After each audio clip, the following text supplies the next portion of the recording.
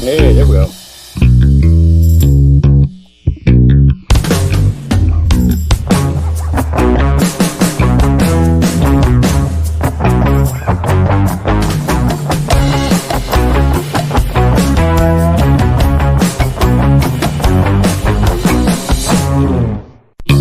Hey, everybody, it's the off night. And normally Andy is here to bring us on.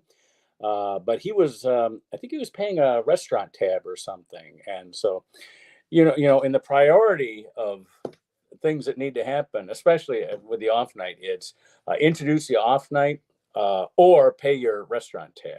And so now we know where Andy's priorities are. But anyway, it's our regular show. Since he's not here, I'd like to chat with him a little bit before we get going, but he's not here. So he'll see that when he joins us. But so I want to bring Susan on because she does our poem. This is my lovely bride, Susan. She writes. Hi, everybody. All four of you watching. Yeah, all four of you. She writes and reads a poem for us. It's based on the news of the week, and it's usually it's in verse, and it's always good. Sometimes funnier than others, but sometimes the news isn't always funny. So, are you ready to take it away, my dear? I guess so. I just want to say your moves aren't quite as good as that Australian breakdancer. That's right. That's right. Had I known that's all it took to get in the Olympics, I might have tried out. I think you got competition there. Okay. Yeah, she sucks pretty bad. Anyway, here. You want your poem? Here we go. Yes. You ready? Yeah. It's off. Okay. Had the wrong poem. Here we go. Fears in Israel. Retaliation may come soon from Iran after assassination of Hamas political leader in Tehran. The USA sends submarine for what may be in store. Meanwhile, Ukraine seized 28 villages in Russian war.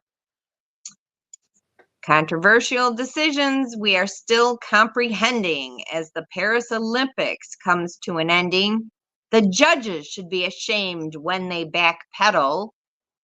Did Jordan Childs really not win the bronze medal? And breakdancing sport makes a one-time debut. An Australian earned 0 with the move kangaroo. That's your poem. All right. Thank you very much. You're welcome. Thank you. Let me get the other guys out here. Here he is. He's back. He's back with us now. Here's Andy. Andy, good to see you. Hi, Andy. Hi. Sorry I was late. Are you driving? No, actually, I just stopped. I finished driving. We just stopped to have a meal at the local place called Gus's, and time got out of my hand there. So, apologize about that.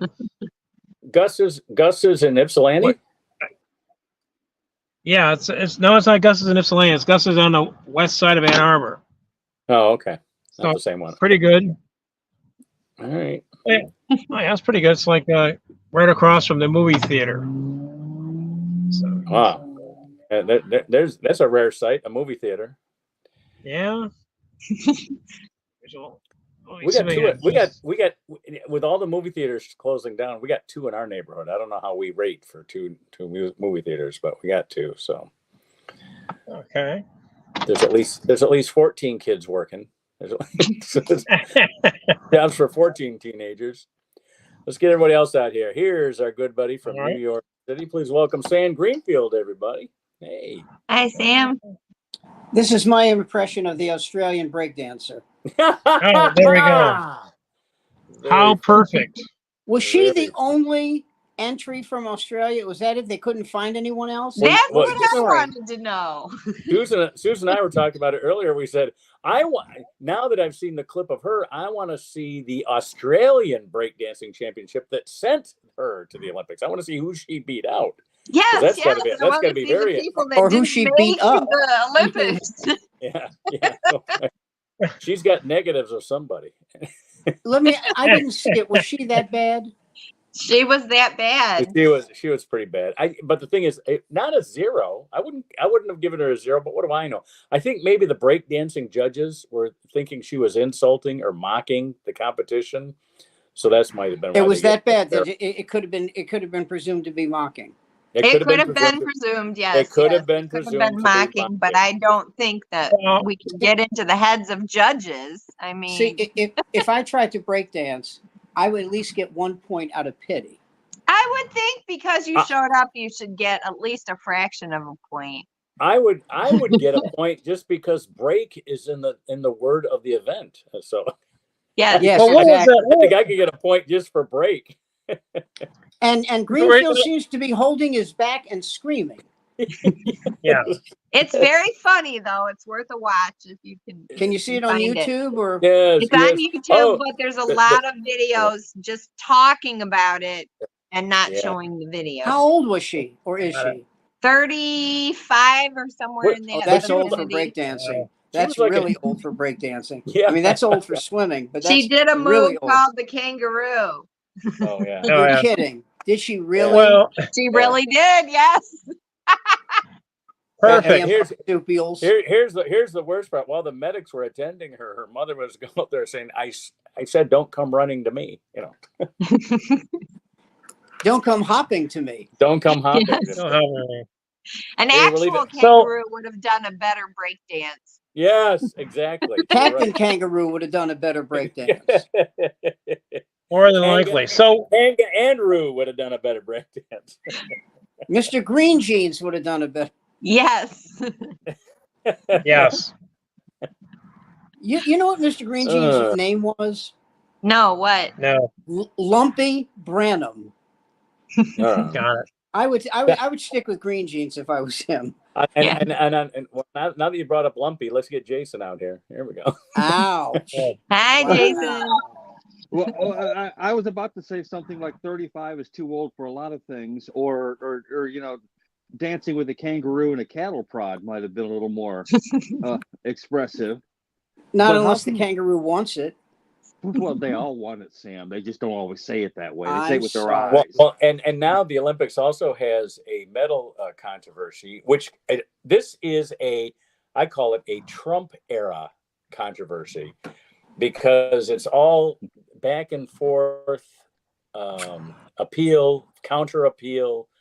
And it's like when it all comes down to it, everybody's gonna be arguing, bitching about it so much that everybody's gonna go, why do we even give out bronze medals? You know, let's just stay with gold.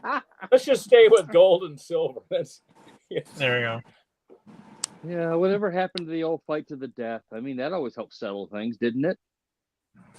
Oh, you're talking about the original Olympics, where the marathon was where the runner died at the end. You know, I mean, you did that, or if you had Korean boxing, you know, that kind of thing. But let's not bring Dead Duck Kim into this. I mean, I think in the ancient Olympics they just gave out laurel wreaths. So, well, they had to wear something, didn't they? Yes. Sadly. Yeah. That's they didn't have to. No, they didn't have to. Exactly. I mean, I think a lot of them went to the Olympics just to be nude, you know. So. So they bring that back in the beach volleyball. Now the poetry competitions that they had back in the ancient Olympics. I wonder if those were done. I wonder if those were done on the nude too. Yeah, bring those back. They might make the team. Well, got disqualified immediately from the poetry competition. The guy who ended his first poem's verse with Nantucket. See, right away. They didn't even know right away, it was, and yet.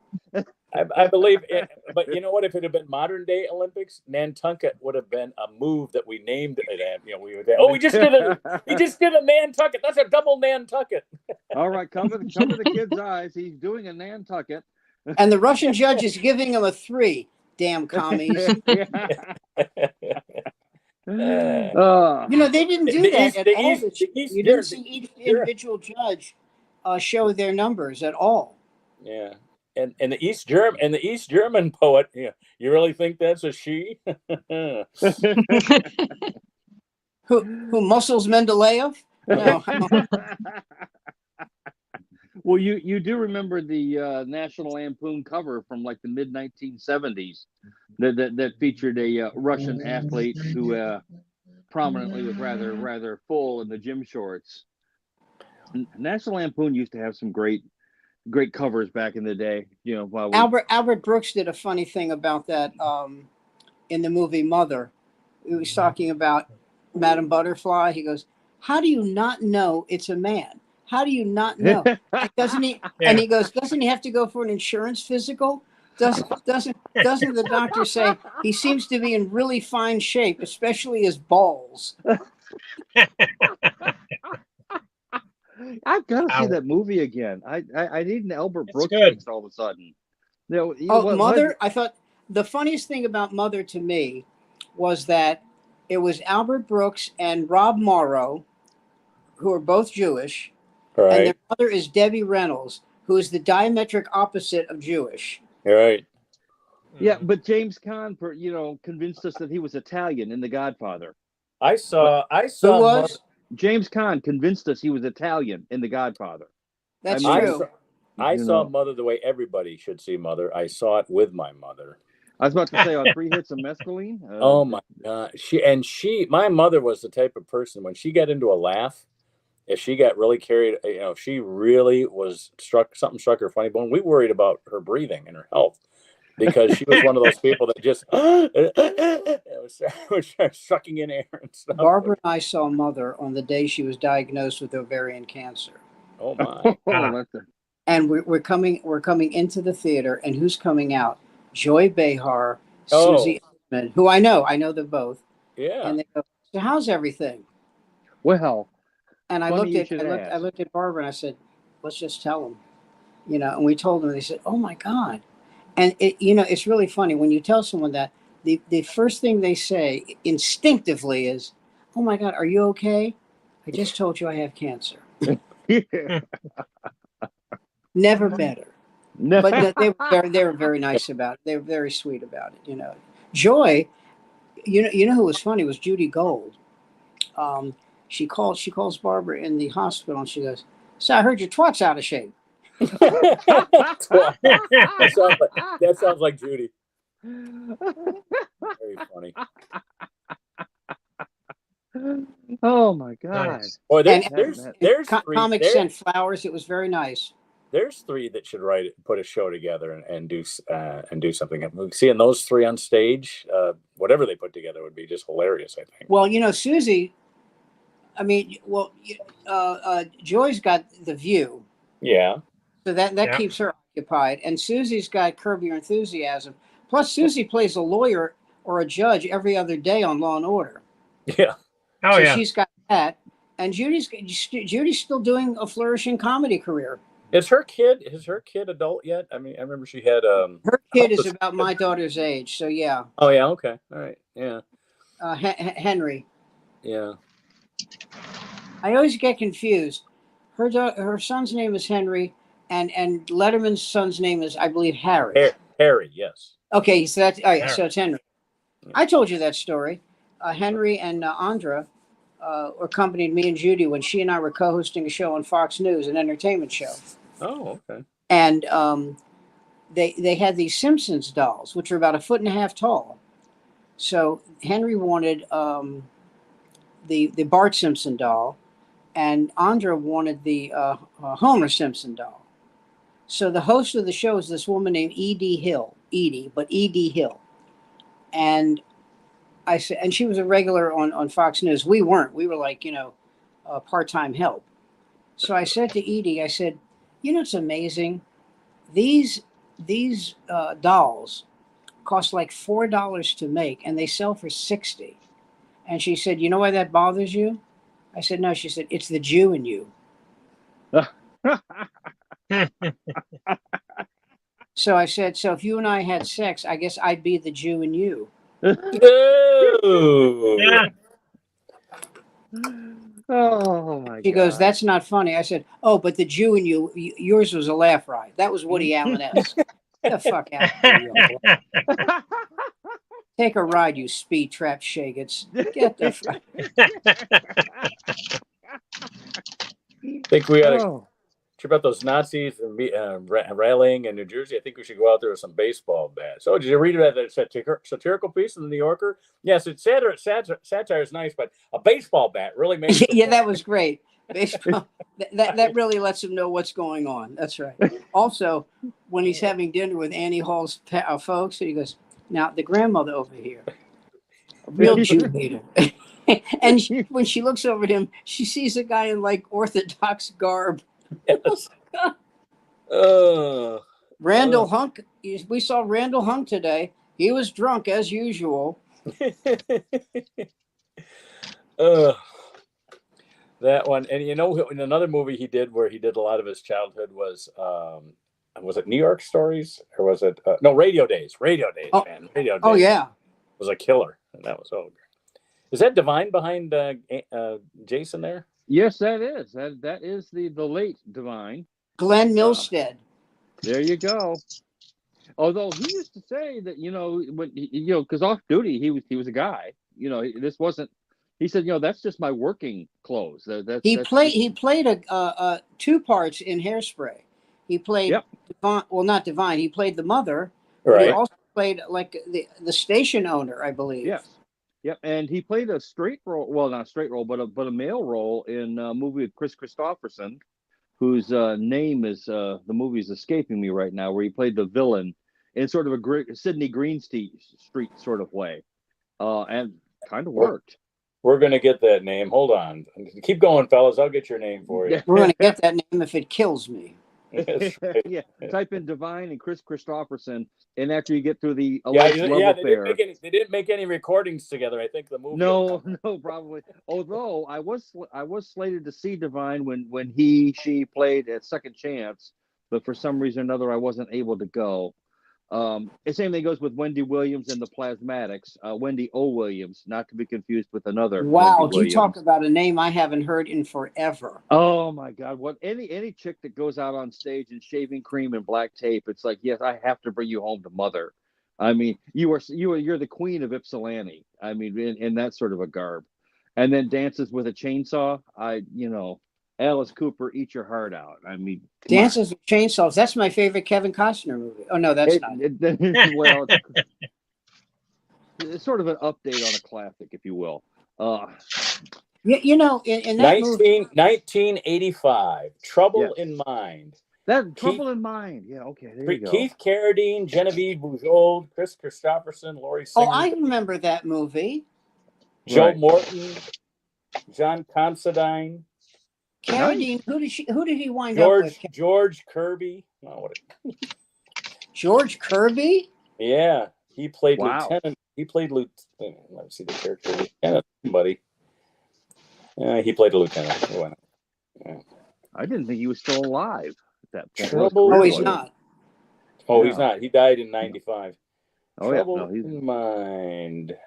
Let me see what else we got here. Pamela Gray. Is Divine listed as Divine or Glenn Milstead in that one? Listed as Divine. Ah, okay. He was billed as Divine too. He played Hilly Blue. Hilly Blue. It was back when drag was kitsy and fun, and you knew what the joke was, and you were in on it, and not being attacked by a Florida governor or anybody for that. Well, what was which leads me to ask, what are you scared of, Ron? What? Come on, you know what it's scared of. That question, everybody knows the answer to that question. The Polaroids might emerge. I mean, you'd like to think that something like Polaroids would die after a while, but no. He's gayer than J.D. Vance's couch. Well,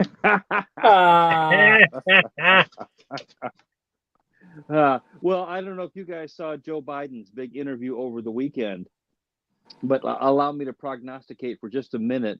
I think that man, who, by the way, didn't survive in Washington for over 50 years on nothing, I don't think that man's happy about the position he's in. And I'm not talking about what he's laid out on the beach trying to figure out that the dead don't tan.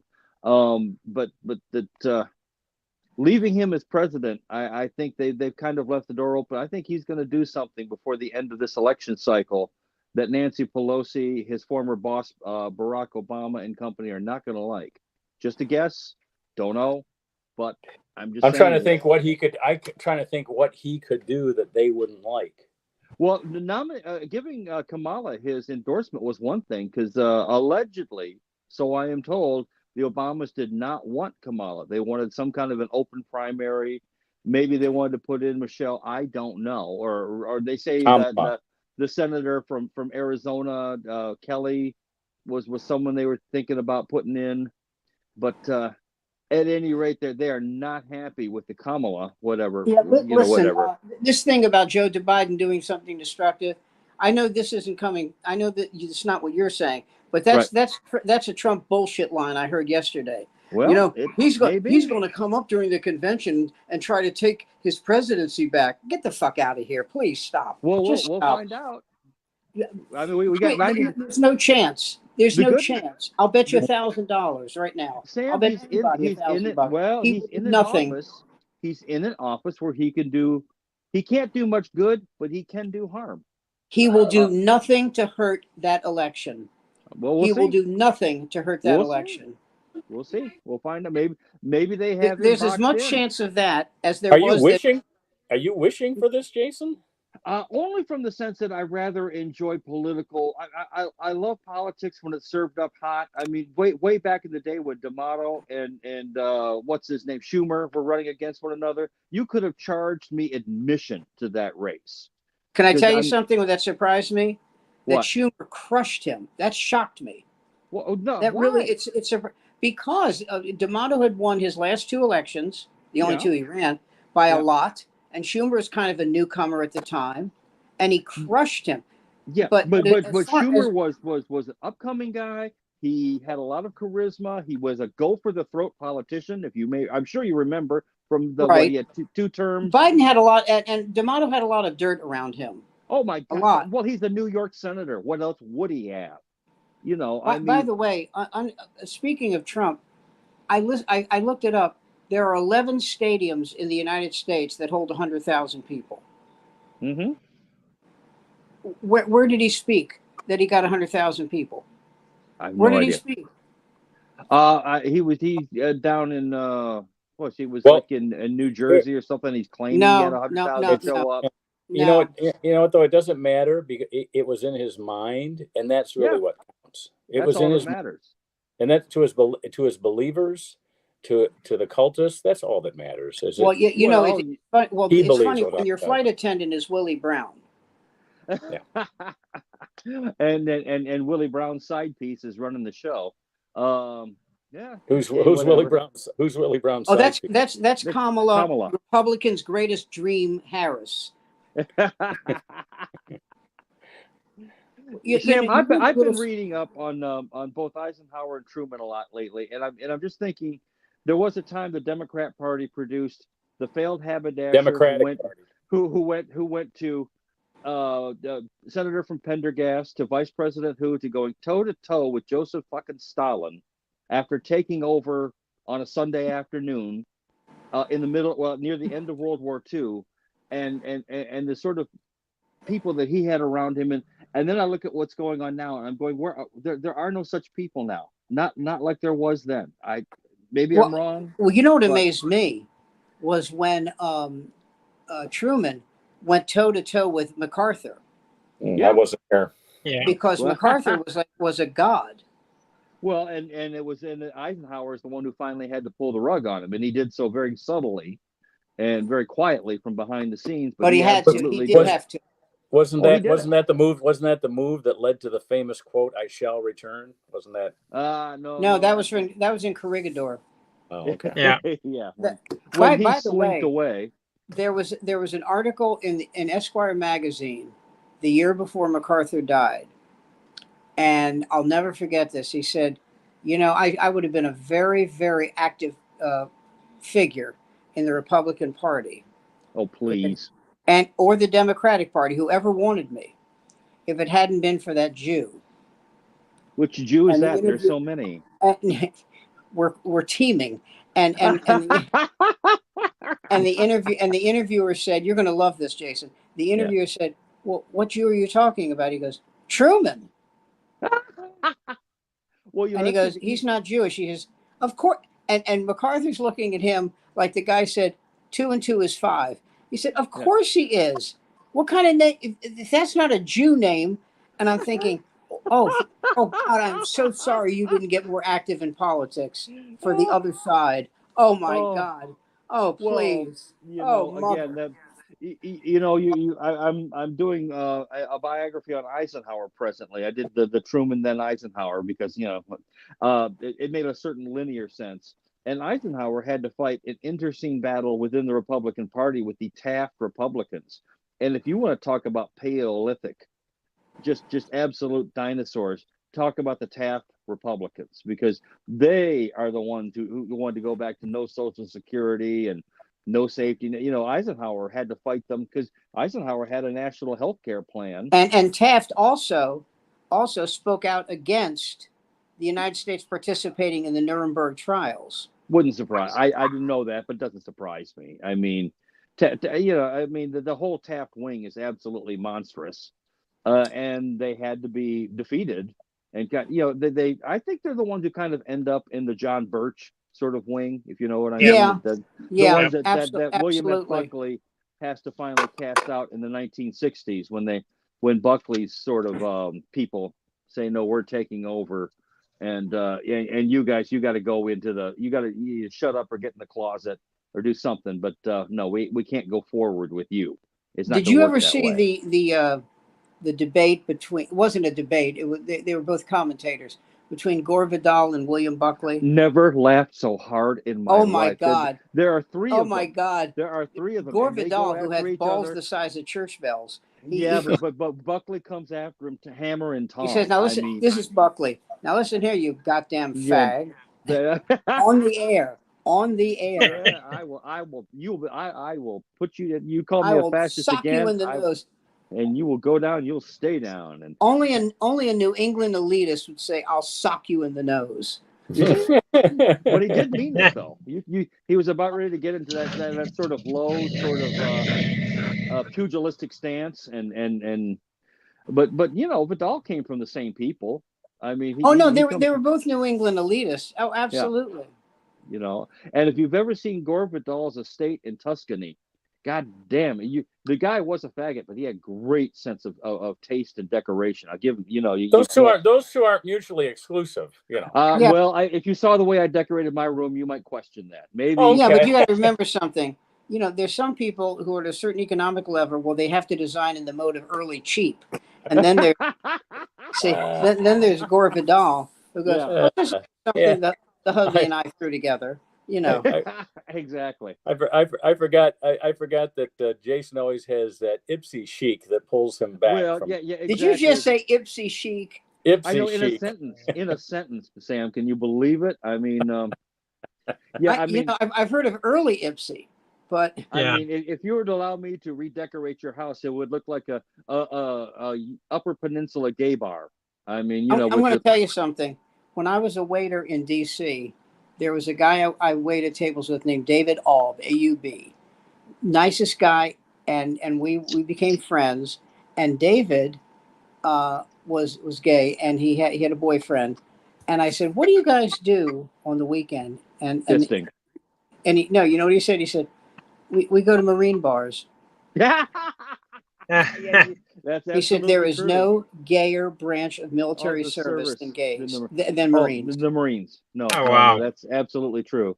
Hey, I got a question that's completely off the topic. With Sam, you would know this. I was listening to this thing about Eisenhower civil rights.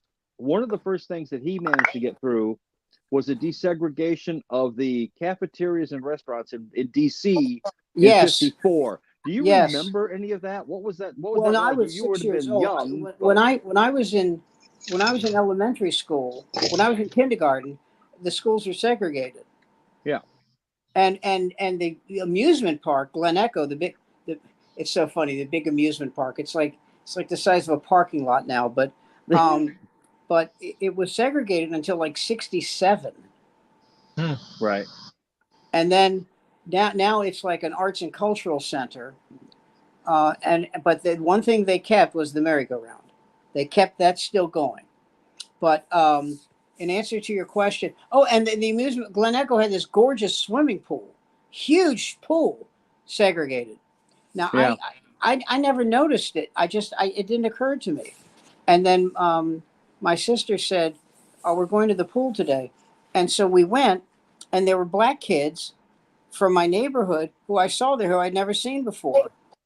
And the one thing I remember is one of the kids told me that he and his father and mother and sister went to Glen Echo the year before it was desegregated. And there was a streetcar you took to get there. And you get off the streetcar and you walk down a hill and then into the amusement park. So they get off and they didn't know it was segregated. And so they get off and they're walking down the hill, and the security guard is standing right up in front of them going like this. You can't see this, but he went like, turn around. Around. And made them go back. And so when Gerald, was there, and I said, "Wow, good to see you here." And the father said, "Nice to be here." Yeah. And then he beat me up and took my lunch money, which I thought, well, you that's only fair though, right? I had it coming, actually. White guilt, nothing worse. Right. Well, I mean, here on the west side in Michigan, on the west side of the state, we used to have a resort that was referred to as the Inkwell, because it was a black-run, black-owned. I don't know, what did we say, Negro back then? I don't know, but it was for black people only. Idlewild. Yes. It's yeah. quite There you famous. go. Thank you, Yeah. Mark. Well, we had a thing here. Idlewild. Everybody who was anybody played at Idlewild. Yeah. In DC, they had an amusement park that you took on the Severn River, which is the one out of Annapolis, and it was called Marshall Hall, and Friday was Black Night. Really? And so my friend Gerald said to me, "You want to go to Black Night?"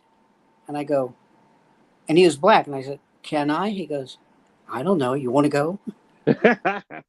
And I said, "Okay."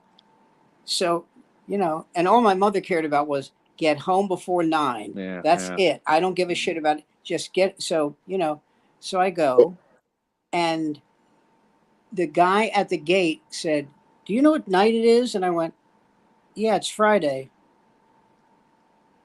And he goes, "Do you know what that means?" I go, "Well, you're right. It's Sabbath. I got to go home." No, I said, "I'm going to burn in hell."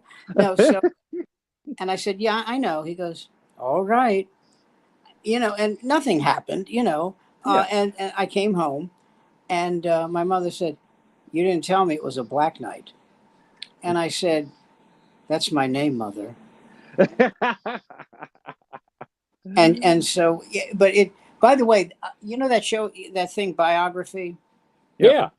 They did a thing. They are so goddamn good. They did a thing on major. They had the thing on J.W. Marriott.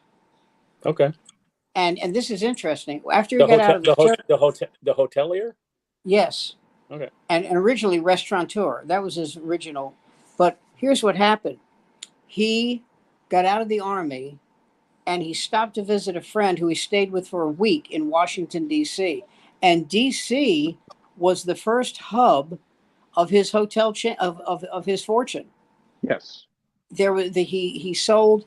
D.C. is very hot in the summer, as is the rest of the nation now. But and he would sell cold root beer, in D.C. Restaurants. And then he took over a restaurant chain. I can't remember which one, and called it Hot Shops, HOTSHOPPES. And they were around when I was a kid. And the first one was on 14th Street, and then they moved one to 9th Street. And one of the things about him was he was the first restaurateur in D.C. to have black people work there. But they couldn't wait on people. Right. And then a couple of years later, he essentially said, "Yeah, screw this. If they don't like it, they can leave."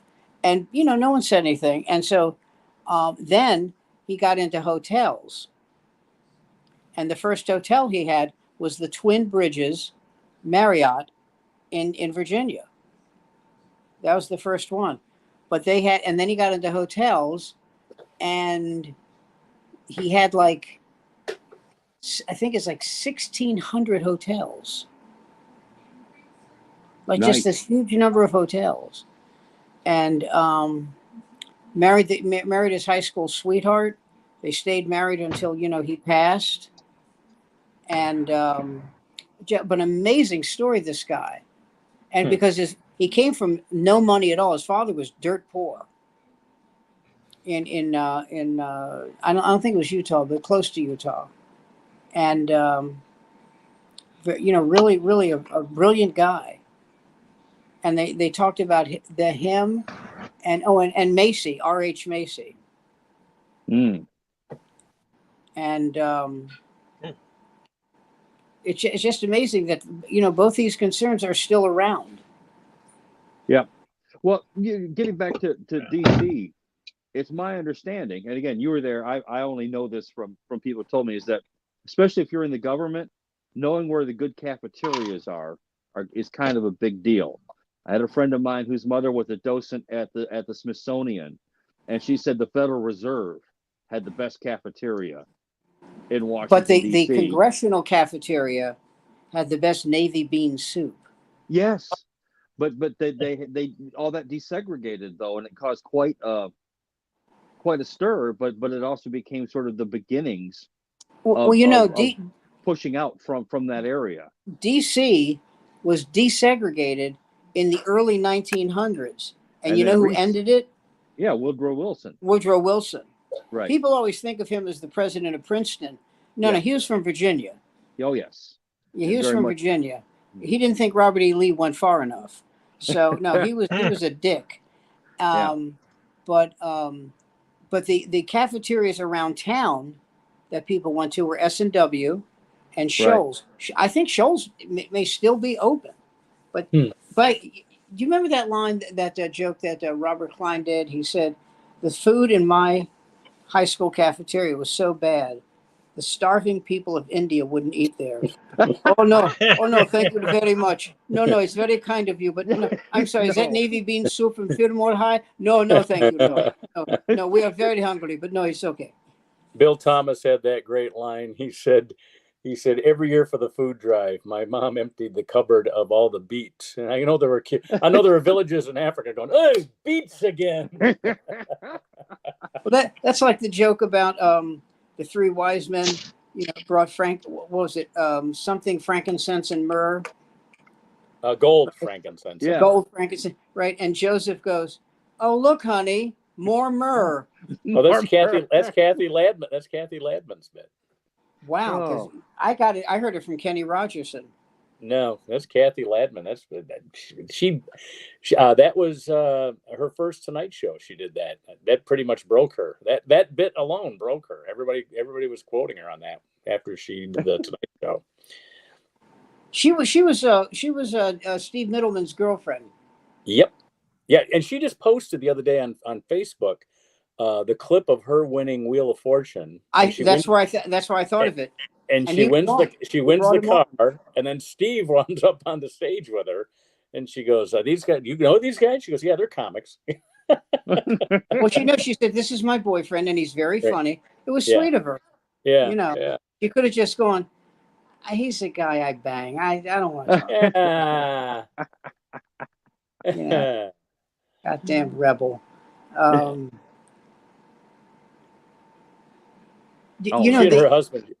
She and her husband just divorced. I didn't ask. I don't. How long were they married? Well, they adopted a daughter that's Jillian's age from China, and Jillian is 21, so at least 22 years. Okay, hang on. Do you hear that, Barbara? Anyway, do you know how many? Hey, Sam, speaking of that, do you know how many comics have adopted? What you would, I don't know what you call cross-racial. I don't want to call it transracial because trans means something else. They used to say something different these days. They used to say transracial, but I can't say it anymore because trans means something different. Like we didn't change their race, but there's so many comics now that have adopted children that are obviously not theirs. It's not like in the old days where you went to Russia and Poland because those kids that look like the. If you want to wait around for a white baby, you'll be collecting Social Security. Okay. Yeah. Well, that's the thing. I've had children that weren't mine, and no one gave me any plaudits. That's for sure. but never mind that. They didn't want them to know that it was yours. Okay, Jason, just calm down. Sometimes silence is golden. Yeah. Remember, this is our little secret. But enough about my family motto. Well, you remember the song "Little Children" by Billy J. Kramer and the Dakotas? No, Talk about a pedophile. Listen to this. Oh, listen my to these God. lyrics. Listen, little children, you better not tell on me. Now, what it is that no, the kid watches him and his sisters kissing. That's all it's supposed to be. But the lyrics are, little children, you better not tell on me. Little children, you better not tell what you see. And if you're really good, I'll give you a candy and a quarter if you're quiet like you ought to be and keep your secret with me. Oh my God, who wrote that? John Wayne Gacy? That's a seminary anthem. That was written by the probing fingers of Brother Raymond. Who was it that sang? Thank you for the term probing fingers, Sam. Was it Shelley Fabre that sang "Johnny Get Angry, Johnny Get Mad"? Give me the biggest lecture I ever had. I want a caveman. I want a brave man. I want a brave man. Yeah. Well, Johnny, stop hitting me. Yeah, exactly. What was the one about 1970s sort of easy listening, where some 14-year-old chick in the Chevy van and we're going and young girl, get out of my life. Yes. Young girl, get out of my. Well, that wasn't get out of my car. No. Young girl, get out of my. I mean, this is get out of my mind. My love for you is way out of line. Better run, girl. You're much too young, girl. That's that was Gary Puckett in the Union Gap. Puckett in the Union Gap. So apparently, statutory assault was rather popular at some period in time, and could be sung about. You know, the original lyrics were "Young girl, get off of my." Well, you know. That's wasn't marriages like 16 and 14 back then? Marriage consent was 16 and 14. I'm sure it still is in Florida. What do you mean back? I bet it is in Florida.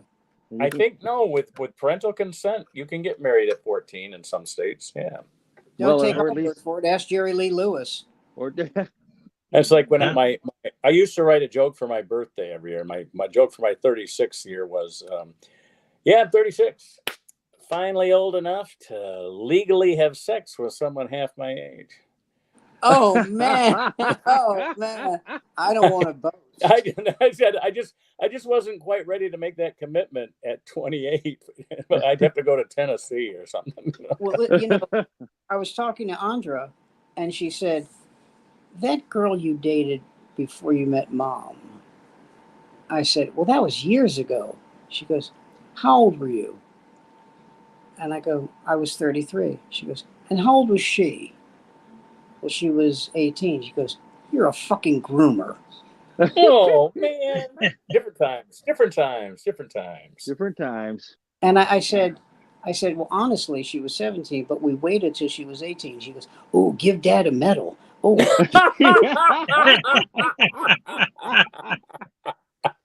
I don't believe you. I said, number one, when I met her, I didn't know how old she was. Okay. And by the time we got involved, I didn't care. And she says, "Well, what's she doing now?" And I said, "Well, she's married." She goes, "She owns a chocolate store in Charlottesville, Virginia. So you still are keeping tabs on her." And I said, "I keep tabs on all my exes. Of course I do. I want to find out if they're miserable."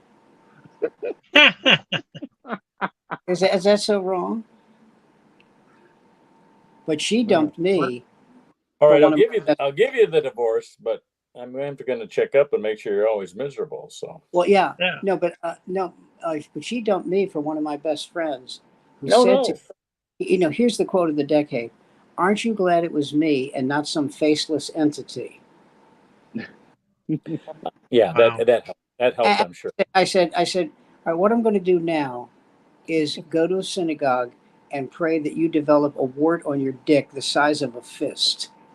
And she's saying that. So like they got married. They had 2 kids. They got divorced, and then she met her husband, who she's been with for over 20 years. There you go. It worked out. You know, no hard feelings. But here's the funny thing. after we broke up, and I was miserable. I mean, I was brokenhearted.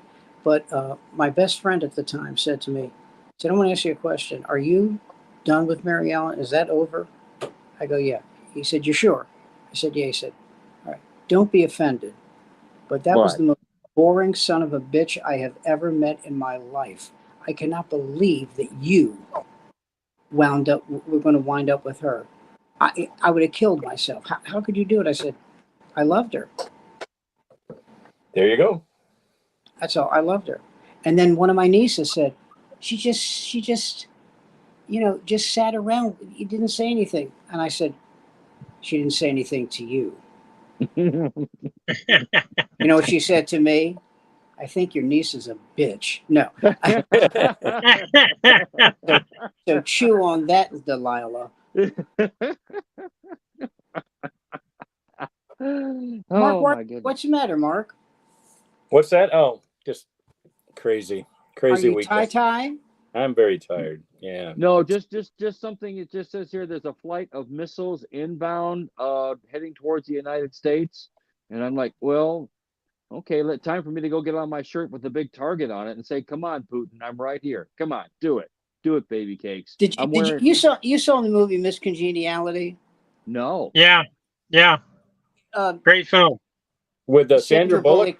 FBI agent. Sandra Bullock and William Shatner of all places. Yes. Yes. Candice Bergen. But she plays a FBI agent, Sandra Bullock, and they go to this beauty pageant, and she has to pretend she's one of the beauty contestants. Yes. And so she doesn't have. You have to have a talent, right? And so, and Michael Caine plays the beauty pageant consultant. The one who teaches the girls about makeup and all that stuff. So he was brilliant. Yeah. He was so great. But he says he was so good. He says to her, she says to him, she goes, I don't have a talent. The only thing I can think of is, I mean, it's the kind of thing like, it's as easy as riding a bike. He goes, you are not having sex on that stage. You are not having sex on that stage. Yeah. Ben Bratt was in that movie. Candice Bergen. And William Shatner. Yeah, William Shatner played like the guy that was always the announcer for every beauty pageant. Ernie Hudson was in that movie. Wow, he died John young DeResta. Yeah. Yeah. Oh my goodness. It was a pretty Monroe good. Was in that movie. Yeah, it was a good film, well done, and Sandra Bullock, used all her comic talents in that. That was really quite good. And she's the thing about her is she's very understated, and she knows how to play it and play it well. I've seen her in some. You know what's funny? Somebody tried to embarrass her at a press conference thing when she did Blindside, because a lot of the movie was inaccurate. But that's why when you see these movies, it says based on. It's not a documentary. It's right. A movie. It says based on. Right. So they said, well, the fella who it was about, he said that it was very inaccurate, that he was a much better athlete, that he didn't have to be coached like that. And she looked at the reporter and she said, it's a movie. Okay. It's a movie based on fact. Okay. He was in fact adopted by this family. He did in fact wind up playing for the Baltimore Ravens. He did in fact win a Super Bowl. Okay. They did in fact take him into their home. His mother was in fact on welfare. So why don't you in fact shut up?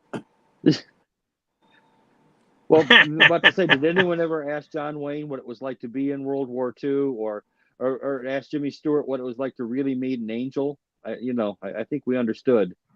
By the way, a friend of mine who was in Vietnam went to, and he said if he knew what it was like, he would have never gone, because you weren't under orders to go. I don't mean to Vietnam.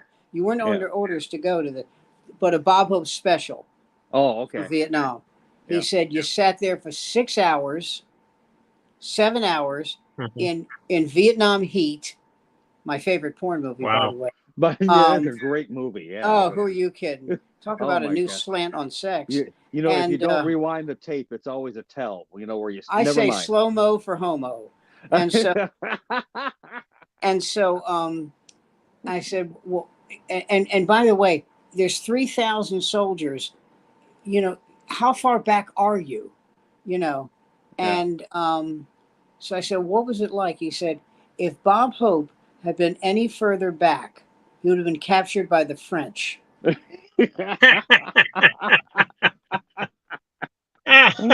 Oh my God. He said, and by the way, he said, every time they did one, of course, you didn't do a head count, but every time they did one, it was a new audience because the guys who did the last one said, "Oh, I'm not going to that shit again." Oh no, no, I'm not going to Well, sit there, Yeah. sweat my ass off, and pray I have Superman's vision so I can see what Anne Margaret actually looks like. Oh no, I'm Yeah. done. no, it was. I lived in a neighborhood full of guys who'd come back from Vietnam who went fairly early. Like in the 65, 66, 67. Right. When they're like coming straight out of high school, and this is their version of World War II. And by the time they came back, they were very different men. And even as a kid, you could appreciate that. One had been my babysitter, and unfortunately, by the time he comes back, he's alive for about a year and a half before he wraps his car around a phone pole. Everyone else has got hair down to the middle of their back and tattoos, and it was definitely one of these events, one of these that just you could tell there was just something about this that was not what it was being sold as. My father Well, had been. when you were you were talking about John Wayne and his military service. Yeah, he never served a day. No, not an hour. Not an No. hour. John That's Ford used why to get in his ass about it. that's why Roger Ebert said that the movie Green Berets is one of the great comedies of the 70s. Oh, it's if you Yeah. ever watch that on acid, which I've done several times. Yeah, it's just like, oh my God, was it Tim Hutton's dad is in that? Yeah, yes. And Tim Sulu's Hutton in steps that. on a rope or something, gets Yes, and slung gets into a hit bunch of bungee sticks and just the sort of most contemporary movie that might even be a little bit close to actually getting it right is Bridges at Toko Ri. Where Bill Holden ends up getting killed at the end of the movie in some shit-filled ditch in Korea. Yeah. Well, that also happened to him Mickey in Bridge on Rooney. the River Kwai. Yeah. Yeah. I mean, not a great record in getting out of the movies alive. But my grandfather, who I never got to meet, died on the last day of the Battle of the Bulge. Was 23 years old. And he dies on the last day. I think it was February 1945. He's within 3 months of the war being over. Jesus. Yeah. 23 years old and a sergeant. And I couldn't imagine, being 23 years old, a sergeant. People forget about this shit. And my dad, who enlisted, and this is where this whole thing about the governor of Minnesota and all that. And my dad enlisted in June of 1950, before he was even 18 years old, to go fight in Korea. He gets into the 82nd Division Airborne. He gets his wings before he's 18 years old. The Army never chooses to mobilize the 82nd Division in Korea. He did everything he could, but you know what? He never said that he served in Korea. He Lee Marvin. Lee Marvin gets his ass. Lee shot Marvin off. enlisted when he was 16. He lied about his age. Yeah, and gets his ass shot off on some god awful island where half his platoon gets killed, and always felt that he was some kind of a coward, or so he said. And it's like, dude, you got badly wounded on some god awful island out in the South Pacific, But what do you say to someone like that? Although I think one of the best Lee Marvin stories, because that affected him. He was always just absolutely playing the nuts guy. Wasn't acting really. I mean, I think that was Lee Marvin. But there's a great story of John Cassavetes drunk off his ass driving down some twisty road in California. He gets pulled over by the California Highway Patrol, who says, "Excuse me, Mr. Cassavetes, but you've got Lee Marvin on your roof." And Lee Marvin is literally on the roof of the car, Oh my holding God, on for his dear life. And I don't know if that's true, but I want it to be true. That has to be true. I want that to be a true story, because that's. Well, the one I love is that the guy says, you know something, the highway patrol in this state suck. I get pulled over, and the cop says, do you know why I pulled you over? I said, hold on, I gotta finish this phone call. Yeah.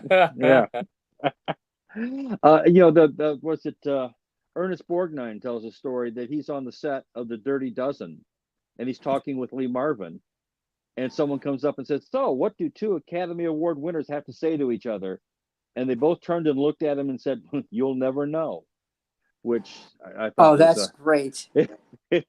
Well, you know the story about Jack Nicholson? I think I told you this. He's at a bar. Sean Penn tells this story. And Lee Marvin, and this girl comes up to Jack Nicholson and says, hey, Jack, you want to dance? She goes, wrong verb.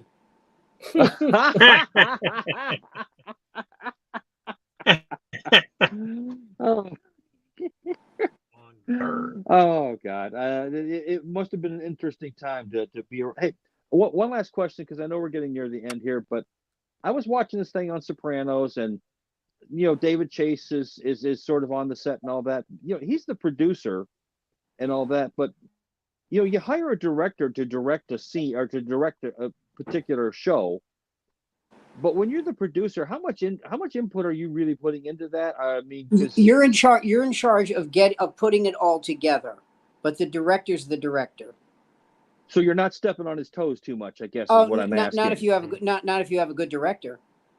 Right. Okay. No, if you have a good director, a good director will tell you, get the fuck off my set. You want to know how that goes? You need to watch The Offer on Paramount. You keep saying that. I got to do that. Paramount. If you want to know how the director and the producer are interact with each other and related, and how they influence each other, you got to watch The Offer. Am I right, Andy? Am I right, Andy? Am I right? Yes. Because I know. Watch The Offer. Michael Imperioli, who was also in the writers' room, because he's a writer as much as he's an actor. Right. Was talking about how Chase would come into the writers' room, and he's a former writer and a script doctor, and yes, absolutely. And I'm told he's rather forward. He brooks no fools. But yet he's not the right. I mean, he's got writers to do the job, but he'd come in and sort of look. Okay, what's the timeline? What's the story arc? What are we doing here? He can ask questions. Yeah, right. He can ask questions because there's budget. There's a budget there. There's a budget involved, and that's part of what he does. Well, you know the story about. I told you the thing about 30 Rock, when Tim Conway plays a writer who's supposed to be like with Sid Caesar. Yeah, we call it. And he goes, "Oh yeah, we used to call this the Jew room." Oh God, with all the writers in it and whatnot, but going back to Albert Brooks, here's a guy who's not only a good performer but a fantastic writer and director, and his brother is head of or part of one of the biggest advertising companies.